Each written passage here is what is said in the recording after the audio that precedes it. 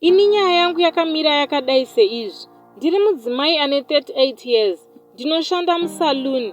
I'm not married but I was married before. Imba yangu ikaparara mushure mekunge ndawanikidzwa ndakarara nababa mukuru mukoma wemurume wangu.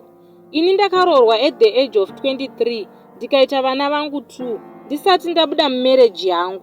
Kubva zvandazobuda mumarriage handina kuzoroorwa futi. Ndakangotanga kunakirwa nelife yeusingu.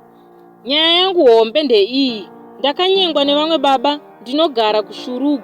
Baba ava DPF pane imwe kambani. Munhu ane zvimari zvake.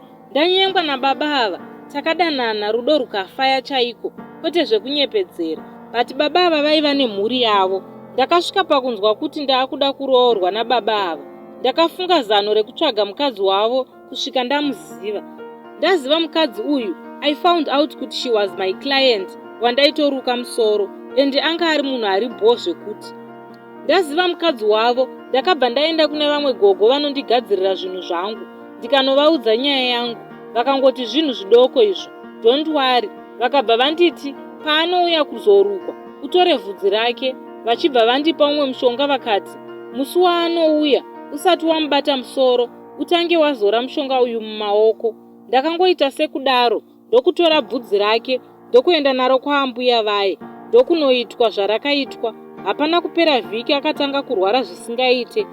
Akarohwa nemusana wekuti chero kurara kugara kana kumuka haana chaanga akukwanisa. Ndopandakabva ndaita take over. Murume akaita wangu. Rudo rukatsva. Lavhu ichienda mberi. Zvekusvika pakuita mwana.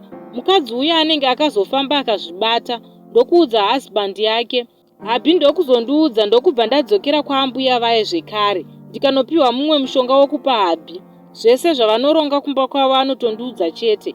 And I'm in control of imba yavo. Mukadzi aakurwara. Hapana chaachagona angova munhu nje zvake. Ndo secret yangu iyoyo. Saka izvezvi ndichiri kungodana nababa vaya. Ende vari kutondida zvese zviri kutofaya. Ukuwo mukadzi wavo kumba anenge achingorwara every day.